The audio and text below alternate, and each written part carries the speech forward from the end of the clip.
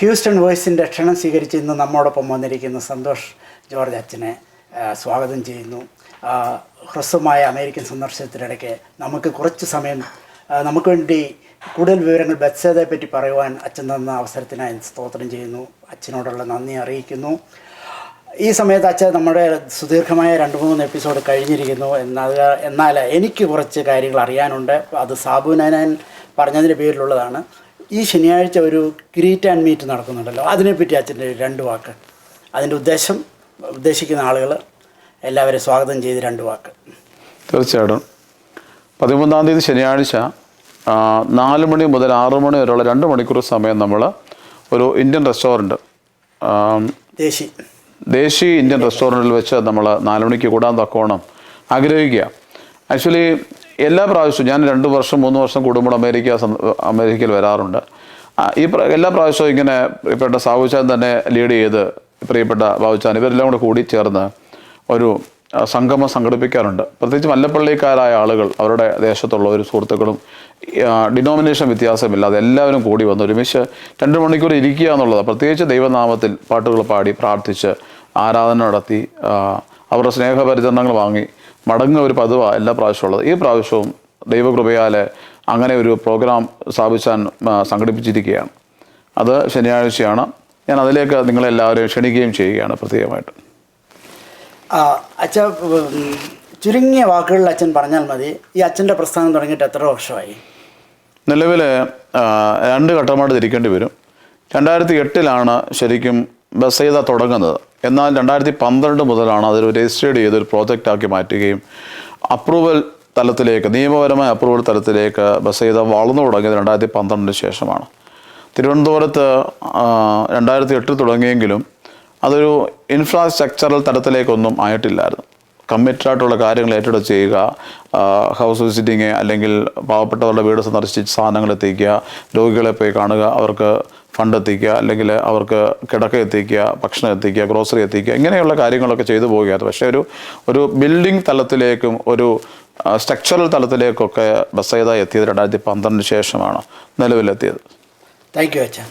അച്ഛൻ ഇതിൻ്റെ നടത്തിപ്പിൽ അച്ഛൻ ഒറ്റയാളാണോ അതോ അച്ഛൻ്റെ പുറകിൽ സപ്പോർട്ട് ചെയ്യാൻ അവിടെ ബെത്സേദയിൽ എത്ര പേരുണ്ട്? എൻ്റെ പുറകിലല്ല, എൻ്റെ മുൻപിലും എൻ്റെ മുകളിലും സർവശക്തനായ ദൈവത്തിൻ്റെ അകൈതവമായ നേതൃത്വമാണ് ബെത്സേദയ്ക്കുള്ളത്. അത് പറയുമ്പോൾ നമ്മളത് തമാശയായിട്ടല്ല പറയുന്നത്. കർത്താവ് തരാത്തതായിട്ട് ഒന്നുമില്ല ബെത്സേദയിൽ. എല്ലാം സർവശക്തനായ ദൈവം തന്നതാണ്. 115-ാം സങ്കീർത്തനം 1-ാം വാക്യം നമ്മൾ പറയുന്നത്, ഞങ്ങൾക്കല്ല യഹോവേ, ഞങ്ങൾക്കല്ല, നിൻ്റെ ദയയും വിശ്വസ്തയ നിമിത്തം നിൻ്റെ നാമത്തിന് തന്നെ മഹത്വം വരുത്തണമേ എന്ന്. അതായത് മഹത്വം മുഴുവനും കർത്താവിന്. ബെത്സേദയുടെ വളർച്ചയിൽ സർവശക്തനായ ദൈവമാണ്.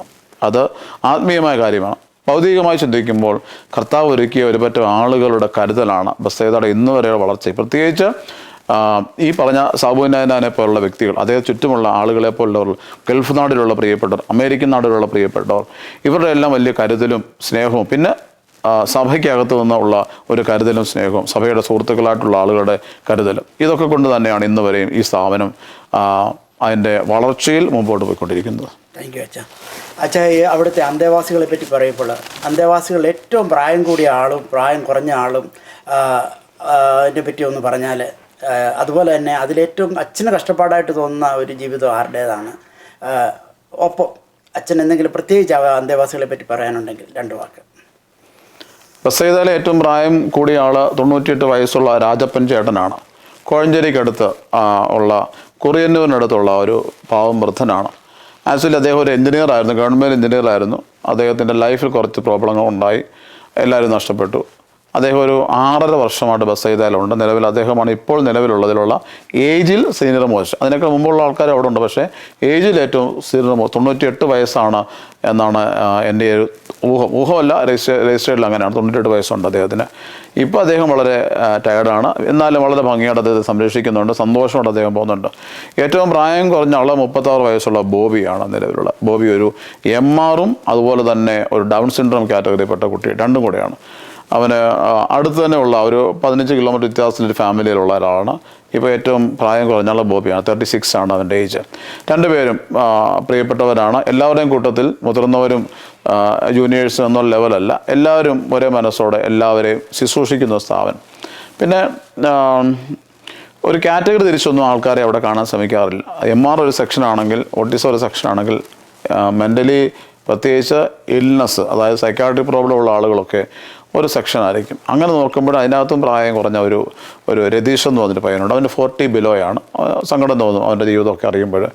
അങ്ങനെ ചെറുപ്പക്കാർ വരുമ്പോൾ ഉള്ളിനുള്ളിൽ വല്ലാത്തൊരു പെടച്ചിലുണ്ടാകും. കാരണം കുടുംബത്തെ നോക്കേണ്ടവർ, അമ്മയ്ക്ക് അപ്പന് സപ്പോർട്ട് കൊടുക്കേണ്ടവർ, മാനസിക ചിത്തം ബാധിച്ച് വീട് വിട്ട് അലിഞ്ഞതൊക്കെ കണ്ട് ഒത്തിരി സങ്കടം തോന്നാറുണ്ട്. അത് പലപ്പോഴും വേദനയായിട്ട് മനസ്സിലുണ്ടെങ്കിലും പിന്നെ അത് ദൈവം നമുക്ക് തന്ന ശുശ്രൂഷയാണെന്ന് ഓർത്ത് അവരെ ചേർത്ത് പിടിക്കാറുണ്ട്. അതാണ്. ഈ അംഗങ്ങൾ എങ്ങനെയാണ് ഇവിടെ എത്തിച്ചേരുന്നത്? കൂടുതലും എൻ്റെ വഴിയാത്രകൾ ഞാൻ കണ്ടുമുട്ടി തിരിച്ചു കൊണ്ടിരുന്ന ആൾക്കാരാണ്. പ്രത്യേകിച്ച് മുടി വളർന്ന് ഭീകരമായ വിധം കുളിക്കാതെ, നല്ല വസ്ത്രം ധരിക്കാതെ മുഷിഞ്ഞ് നടക്കുന്ന ആൾക്കാരാണ് ഇവരെല്ലാം. നല്ല ശതമാനം ഇവരെയൊക്കെ ഞാൻ തന്നെ എൻ്റെ വാഹനത്തിൽ തന്നെ കൂട്ടിക്കൊണ്ട് വന്ന് ബസ്സേതേ കൊണ്ടുവന്ന് മുടി വെട്ടി കുളിപ്പിച്ച് വൃത്തിയാക്കി നല്ല ഭക്ഷണം കൊടുത്ത്, അല്ലെങ്കിൽ അങ്ങനെ ഒരു പരിചരണത്തിലാണ് അവിടെയുള്ള 70% പേര്. പക്ഷേ 30% പേരെ കുറിച്ച് പറഞ്ഞാൽ പോലീസുകാർ വഴി വരാറുണ്ട്, പോലീസ് സ്റ്റേഷൻ വഴി വരാറുണ്ട്, അതുപോലെ സംഘടനകൾ കൊണ്ടുവരാറുണ്ട്, വാർഡ് മെമ്പർമാർ വഴി വരാറുണ്ട്, പിന്നെ നമ്മുടെ ചർച്ചുകളിൽ തന്നെ യൂത്തൊക്കെ ഇടപെട്ട്, യൂത്ത് ലീഗ്, യുവന പ്രസ്ഥാനം ഇടപെട്ടിട്ടൊക്കെ ഇവരെ കൊണ്ടുവരാറുണ്ട്. താങ്ക് യു അച്ഛാ. ഇനി ഒരു കാര്യം ചോദിച്ചാൽ, ഈ മേഖലയിൽ അച്ഛന് കോമ്പറ്റീഷൻ ഇല്ലെന്ന് എനിക്കറിയാം. കാരണം ഇതിലോട്ട് ആരും കടന്നു വരാറില്ല. എങ്കിലും അച്ഛൻ്റെ നിയറസ്റ്റ് അല്ലെങ്കിൽ കേരളത്തിൽ ഇങ്ങനെയുള്ള സ്ഥാപനങ്ങളുണ്ടോ? സർക്കാർ തലത്തിൽ എന്തെങ്കിലും ഉണ്ടോ ഹെൽപ്പ്? തീർച്ചയായിട്ടും കേരളത്തിൽ ഒരുപാട് സ്ഥാപനങ്ങളില്ലേ, എത്ര നന്നായിട്ട് പോകുന്ന സ്ഥാപനങ്ങളുണ്ട്. എനിക്കറിയാം. എനിക്ക് ഇൻഡിവിജ്വലി കോണ്ടാക്റ്റുള്ള ഒരുപാട് ആളുകളുണ്ട്. അതും ജാതിമത വ്യത്യാസമില്ലാതെ നടത്തുന്ന ഒത്തിരി സ്ഥാപനങ്ങളുണ്ട്.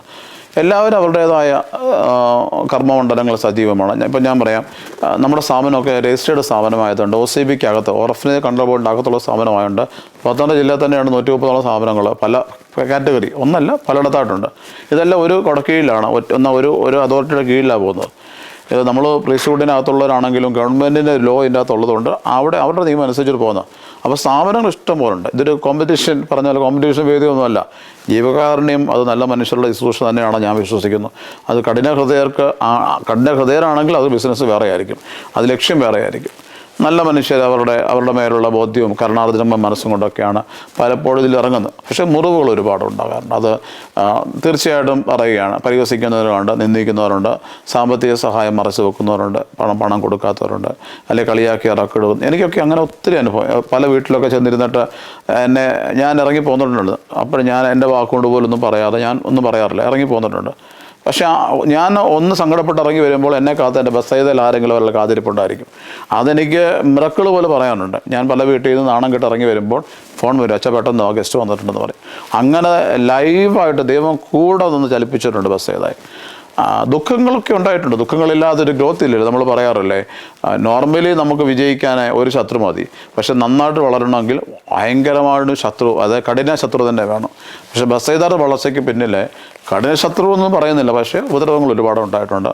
അത് ദൈവം തന്നതാണെന്ന് കരുതിക്കൊണ്ട് ഞാനതിന് മുമ്പ് സ്വീകരിച്ചു പോകുന്നു. അച്ഛൻ അവിടെ ജോലി ചെയ്യുന്ന 3-4 തൊഴിലാളികളുണ്ടെന്ന് പറഞ്ഞു. അന്യസംസ്ഥാന തൊഴിലാളികൾ ആരെങ്കിലും ഉണ്ടോ? നമ്മുടെ അന്തേവാസികളിൽ അന്യസംസ്ഥാനക്കാരുണ്ടോ? ബസ്സേതയിൽ നിലവിൽ 8 പേരാണുള്ളത്. അടുക്കളയിൽ 2 പേര്, ഓഫീസിലെ, അതുപോലെ തന്നെ ക്ലിനിക്കിലെ ഡ്രൈവറ്, പിന്നെ റബ്ബർ വെട്ടുന്നവർ, അങ്ങനെ 8 പേരുണ്ട്. 9 പേര് ഒരാൾ വന്നു 8 പേരോട് താമസിക്കുന്നുണ്ട്. അന്യസംസ്ഥാന തൊഴിലാളികൾ ആരും നമ്മുടെ സ്ഥാപനത്തിൽ നിലവിലില്ല. നേരത്തെ ഉണ്ടായിരുന്നു, പശുക്കൾ ഒക്കെ ഉണ്ടായിരുന്നു. നമുക്ക് പശുക്കളെ നോക്കാൻ നേപ്പാളി ഫാമിലി ഉണ്ടായിരുന്നു, പക്ഷേ അവർ തിരിച്ചു പോയി. ഇപ്പം നിലവിൽ ആരുമില്ല. മലയാളികളും അടുത്തുള്ളവർ മാത്രമേ. അന്തേവാസികളിലും ആരുമില്ല. ഇല്ല. ഇനിയുള്ള ഒരു ചോദ്യം എന്ന് പറഞ്ഞാൽ, ഇടതുപക്ഷ വലതുപക്ഷ ഭരണങ്ങൾ മാറി മാറി വരുന്നു കേരളത്തിൽ. അച്ഛനെ സപ്പോർട്ട് ചെയ്യുന്ന ഏറ്റവും അച്ഛനിഷ്ടമുള്ള പൊളിറ്റീഷ്യൻ പറയാൻ ബുദ്ധിമുട്ടുണ്ടെങ്കിൽ വേണ്ട, അല്ലെങ്കിൽ മന്ത്രി, അല്ലെങ്കിൽ മന്ത്രിമാർ, അല്ലെങ്കിൽ കളക്ടർ, ആരുടെയെങ്കിലും ഒരു പേര് പറയാനുണ്ടോ? 1, 2, 3 പേര് പറയാൻ മടിയൊന്നുമില്ല. ഉമ്മൻചാണ്ടി സാറിനെ അതിലോട് ഓർക്കുന്നൊരു വ്യക്തിയാണ് ഞാൻ. ഉമ്മൻചാണ്ടി സാറ് ബസ്സേതെ ഒത്തിരി സഹായിച്ചിട്ടുണ്ട്. പ്രത്യേകിച്ച് അദ്ദേഹത്തിൻ്റെ വൈഫ് ആൻറ്റിയുമായിട്ടൊക്കെ വളരെ വ്യക്തിപരമായ ബന്ധം ചാണ്ടി ഉമ്മനുമായിട്ടൊക്കെ ഉണ്ട്. എനിക്ക് ഒത്തിരി സഹായിച്ചിട്ടുണ്ട് സാറിനെ. പ്രത്യേകിച്ച് ഓർത്തഡോക്സ് കമ്മ്യൂണിറ്റിയിൽപ്പെട്ട ഒരാളാണ് അദ്ദേഹം. തിരുവനന്തപുരത്ത് ആൻറ്റിയുമായിട്ടൊക്കെ നല്ല കോണ്ടാക്റ്റ് ഉണ്ട് അതെനിക്ക്. അതുപോലെ തന്നെ ഒരാളാണ് ശശി തരൂർ സാറാണ് തണൽ വീട് തിരുവനന്തപുരത്തെ ക്യാൻസർ സെൻ്റർ ഉദ്ഘാടനം ചെയ്ത് നമ്മുടെ അവിടെയൊക്കെ വന്നതൊക്കെയാണ്. അദ്ദേഹത്തിൻ്റെ വലിയ കരുതലുണ്ട്. മധു സാറ് രാഷ്ട്രീയക്കാരനല്ല, സിനിമാ നടനാണ്. മധു സാറ് വലിയ സഹായം. കൊല്ലം തുളസി, അതുപോലെ തന്നെ ജി വേണുഗോപാൽ, ഇവരുടെയൊക്കെ ഒരു കെയർ എപ്പോഴും കിട്ടിയിട്ടുണ്ട്. പിന്നെ രാഷ്ട്രീയത്തിനപ്പുറമുള്ള ബന്ധങ്ങൾ, പൊളിറ്റിക്കലി പറഞ്ഞാൽ വ്യക്തിപരമായി, രാഷ്ട്രീയമല്ല പറയുന്നത്. ഉമ്മൻചാണ്ടി സാറൊക്കെ രാഷ്ട്രീയത്തിന് അപ്പുറത്തെ വലിയ കരുണയുള്ള മനുഷ്യനായിരുന്നു. എല്ലാ കൂട്ടത്തിലും ഉണ്ട്. കടന്നപ്പള്ളിയൊക്കെ വലിയ കോണ്ടാക്റ്റ് ഉണ്ട് തിരുവനന്തപുരത്ത്. അതുപോലെ അവിടുത്തെ കൗൺസിലർമാരൊക്കെ സഹായം ചെയ്തിട്ടുണ്ട്. അതൊക്കെ രാഷ്ട്രീയത്തിനപ്പുറമാണ്. രാഷ്ട്രീയത്തിന് പുറകെ ഞാൻ പോകാറില്ല. എനിക്ക് വ്യക്തിപരമായ കാര്യങ്ങളാണെങ്കിൽ പോലും രാഷ്ട്രീയത്തിലുപരി നന്മയുള്ള എല്ലാവരെയും ചേർത്ത് പിടിച്ചിട്ടുണ്ട്. ഇനി അങ്ങനെ തന്നെ ആയിരിക്കും. താങ്ക് യു അച്ഛൻ. അച്ഛന് ഫണ്ടിങ്ങിനെ പറ്റി ഞാൻ ചോദിക്കുന്നില്ല, കാരണം അത് പലരും ചോദിച്ചിരുന്നു. പ്ലസ് അതോടൊപ്പം എനിക്ക് ചോദിക്കാനുള്ളത്, അച്ഛന് ഈ കഴിഞ്ഞ 8, 10, 12 വർഷത്തിനിടയ്ക്ക് ഏറ്റവും ദുഃഖകരമായ ഒരു സംഭവം, സന്തോഷകരമായ സംഭവം, അച്ഛൻ്റെ മുഖം കണ്ടറിയാം അച്ഛൻ സന്തോഷമാണ്, കണ്ടൻറ്റഡ് ആണ്. എങ്കിൽ പോലും ഏറ്റവും പ്രയാസം അനുഭവിച്ച ഒരു പ്രയാസം, അല്ലെ കടന്നുപോയ ഒരു കാലഘട്ടം? കടന്നുപോയത് എൻ്റെ പിതാവിൻ്റെ മരണം തന്നെയാണ്. എൻ്റെ അപ്പന് അവസാനത്തെ 6 വർഷം എൻ്റെ കൂടെ താമസിച്ചുകൊണ്ടിരുന്നത് ബസ്സെയ്തായിലായിരുന്നു. എൻ്റെ അപ്പൻ മരിച്ചത് ഒരു പുരോഹിതൻ എന്ന നിലയിൽ ഞാൻ ദുഃഖിക്കാൻ പാടില്ല. അത് ഭൗതികമായ ഒരു കാര്യമാണ്. ആത്മീയമായിട്ട് എനിക്ക് ദുഃഖമില്ല. I'm very happy. എൻ്റെ അപ്പൻ ഉറപ്പായും എൻ്റെ കർത്താവിൻ്റെ ഇടയ്ക്കലുണ്ടെന്ന് എനിക്കറിയാം. കാരണം അത്രയ്ക്കൊരു ജെനുവിൻ പേഴ്സൺ ആയിരുന്നു. സന്തോഷം എന്ന് പറഞ്ഞത് സ്ഥാപനം ഒഫീഷ്യലി 2 അംഗീകാരത്തിലേക്ക് വന്നു. ഒന്ന് ഗവൺമെൻറ് അംഗീകാരത്തിലേക്ക് വന്നു. രണ്ടാമത് മലങ്കര സഭയുടെ അംഗീകാരം കിട്ടി. ഈ 2 അംഗീകാരം കിട്ടിയത് എന്നെ സംബന്ധിച്ച് ഐ എം വെരി ഹാപ്പി. അതെനിക്ക് പറയാൻ വാക്കുകളില്ല. താങ്ക് യു അച്ഛാ. എനിക്കറിയാം, ഞാൻ ക്വസ്റ്റ്യൻ അവസാനിപ്പിക്കുകയാണ്. ഇതിനെന്തെങ്കിലും ആൻസിലറി യൂണിറ്റോ അല്ലെങ്കിൽ സഹോദര സ്ഥാപനമുണ്ടോ, എന്തെങ്കിലും പുതുതായിട്ട് തുടങ്ങാൻ താല്പര്യമുണ്ടോ? കേരളത്തിൽ ഏതെങ്കിലും ജില്ലകൾ മാത്രം കേന്ദ്രീകരിച്ച് മാത്രമുള്ള പ്രവർത്തനമാണോ എന്നൊന്ന് അറിഞ്ഞാൽ കൊള്ളാം. ഒരു സമയത്തൊക്കെ പല ആഗ്രഹങ്ങളും മനസ്സിലുണ്ടായിരുന്നു. പല ജില്ലകളിലൊക്കെ ഇറങ്ങണമെന്നൊക്കെ ആഗ്രഹിച്ചത്. പക്ഷേ പഴയ കാലത്തെ പോലെ ഫൈനാൻസിൽ വലിയ പ്രശ്നമായിരുന്നു. നമുക്ക് പല ആളുകളും പ്രോപ്പർട്ടീസൊക്കെ തരാൻ തയ്യാറായി. അച്ഛൻ ഫ്രീ ആയിട്ട് എടുത്തു, അച്ഛൻ എന്തെങ്കിലും ചെയ്യും. ഇപ്പോൾ വിശ്വാസമായിരുന്നു. എന്നെ ആളുകൾക്ക് വലിയ വിശ്വാസമാണ്. പ്രോപ്പർട്ടീസൊക്കെ ഫ്രീ ആയിട്ട് തരും, അച്ഛൻ എന്തെങ്കിലും ചെയ്യും. അച്ഛന് അവർ പറയുന്ന അവരുടെ പേരൻസിൻ്റെ മെമ്മോറിയലായിട്ട് ഒരു ബ്ലോക്ക് ഉണ്ടാക്കുക എന്നൊക്കെ പറഞ്ഞുകൊണ്ട് വസ്തുവൊക്കെ തരാൻ തയ്യാറായി. പക്ഷേ അതൊക്കെ ഏറ്റെടുക്കാൻ ഞാൻ പോയില്ല. കാരണം എനിക്കതുകൊണ്ട് എൻ്റെ ഈ പ്രായത്തിൽ കുറച്ചുകൂടെ ഹൈ റിസ്ക് ആണെന്ന് എനിക്കറിയാമായിരുന്നു.